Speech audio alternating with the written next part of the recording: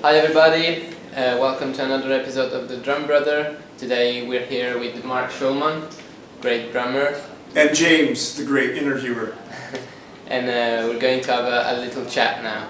But not before we have a sip of beautiful Italian espresso here in Milan. How did you start playing drums? And you did such a long way from probably where you began to where you got now. You've been playing with Pink, you've been playing with Cher, Billy Idol, and lots of great artists. How did all that come? It's just from your ability of playing drums? No man, I watched YouTube about 5 years ago. I didn't play drums at all. I just started watching YouTube and then I got gigs. No, just kidding. I tell the story like what at my clinic last night. I was very blessed in the sense that it seemed like drums chose me. Like I always had an interest as long as I can remember. And that was fueled intensely when I saw the Beatles on Ed Sullivan. When I don't know if I saw the first performance or the second, because I might have been too young to see the very first one, but I saw a performance with my brother and my parents. We were watching the Ed Sullivan show on TV and I saw the Beatles, and it just, I know it changed a lot of people's lives. It really, when I just heard and saw the guys, you know, John, George, and Paul, and just the songwriting component, and the excitement and the passion, and then I saw Ringo, and I was so excited. Like when I saw him playing drums, there was something about the movement, the sound, the architecture of the instrument that got me so excited. And then I saw the screaming girls, and I love girls. I've always loved girls. When I was a little boy, I never made fun of girls. I said, if you don't like the girls, you send them my way. And then later on, I remember me and my friend Kurt Diesel, when instead of playing Army, instead of playing all these other things, we would run around his backyard pretending like we were the Beatles being chased by girls. So that was a big fuel for me as well. And then the passion was undeniable. I talk about how I wanted to play drums and my parents said no. My mother said, drums are too loud. Why don't you play a nice instrument like your brother Randy who plays violin? My godfather was my brother's teacher. His name is my Uncle Ben. And we went to my Uncle Ben's house while my brother was having a lesson, and I saw a cello in the corner, and I said, okay, I'll play cello. And I cut a deal with my parents that if I practiced cello every day, they would buy me a snare drum and a pair of sticks from, we had what was called the Sears catalog, and close the deal. They didn't have to tell me to practice drums, but I did practice cello. And so I grew up playing in orchestras, playing cello, and I started playing in bands, playing drums, and I started taking private lessons and at a very young age, but I always played along with music. So for me, probably the bigger influence on me, more than the private lessons, was just listening and always playing along with music. You know, anything from, I try to play along with Buddy Rich big band records, because I always loved Buddy Rich. I'd play along with Beatles records, of course. I'd play along with Blood, Sweat and Tears, an early sort of fusion rock band. Bobby Columby was the drummer, and Floyd Sneed from Three Dog Night. You know, these strange influences, just stuff you'd hear. And my brother was listening to Frank Zappa early on, and he listened to Zappa for the humor, for the comedic part of it, and I started, as I got older, started realizing, wow, this music is really intense and complex. And I developed a real love for Frank Zappa, and then when I was older, about 21 years old, I really delved fully into studying Frank Zappa and odd groupings and odd meters, and I kind of got some of that vocabulary together, which influenced my playing. And I've always loved fusion, and I played in big bands in high school. And probably the most profound teacher I had was Freddie Gruber, who, rest in peace, he just passed away, who's one of the marvelous teachers. He teaches Weckel, taught Weckel, and Steve Smith, and Neil Peart, and Ian Wallace, and of course, one of the people that he taught is a guy who's now my drum instructor when I take lessons, who's Bruce Becker, who studied with Freddie for 25, 30 years now. He teaches Freddie stuff. And then I also was always interested in the recording aspect of drumming, because even though I loved playing live, I loved the feeling of being able to play and then hear myself back.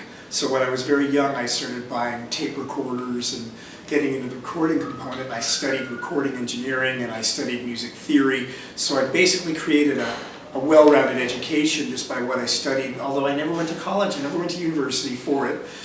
I don't even have a bachelor's degree because I was going to college for accounting, other things. My mother wanted me to go to have something to fall back on, and I just ended up playing music full time and I never looked back. Started working in studios. I was an engineer in studios, and that also led to my desire to want to communicate what I understand about the recording of drums, and that's why I came out with this DVD last year, A Day in the Recording Studio, because I've always loved being able to do things myself. And as it turns out, nearly all the sessions I do myself now, because it's internet drumming, it's the wave of the future, actually it's the wave of the present. Most of these studio drummers in Los Angeles have their own studio set up, and we record drums on our own. So that's kind of my path. Oh, and of course, I've done work with some incredibly successful artists. I've had this stellar career for which I'm so grateful every single day. I'm just eternally grateful all the time. It seems like the older I get, the more grateful I am, rather than the more I take it for granted. Because I realize that I've certainly worked hard and I've communicated a lot, and I don't believe there are any accidents, like things don't just fall in your lap. But I do believe that I've been very grateful and that I've met amazing people that have helped stimulate my career and have introduced me to more people, and I've made the most of those connections and made a lot of friends and hopefully haven't made any enemies. And I continue to just have an amazing time. I was working with Pink for 5 years now. I'm working with Foreigner, and we've been touring the world, and we're about to do an acoustic tour where I'm going to be playing percussion and cello for 3 months. So this cello thing keeps on coming back to me. I played cello on the Pink tour as well in 2009. So it's not only practicing a lot, it's like you'll be up there, like how did the Pink contact came, how did you got into SHER and well, here's my story. My story is, yes, practicing is very important because you have to have your craft in line, and you need to find a great teacher. I always say, if you find a great teacher, listen to everything they say and try everything they say. You'll know if something isn't right for you, but I find that some people tend to just sort of disregard certain things and do what they want. No, listen to your teacher, not only in drumming, but in language and math. Listen to your teachers and embrace everything, all the information, and then you can disregard, once you've embraced the information, you can disregard what isn't right for you. So that's what I've done. I've studied with Louis Belson's brother, Henry Belson. As I said, I studied with Freddie, I studied with Mel Zelnick, some of the early teachers that I had. Then I started teaching when I was 19 years old, and when I taught, I ended up learning more than I had ever learned because I had to break things down. Some things had come naturally to me, and I had to really think about how, the structural component of playing in groove, and I've always been a freak for groove.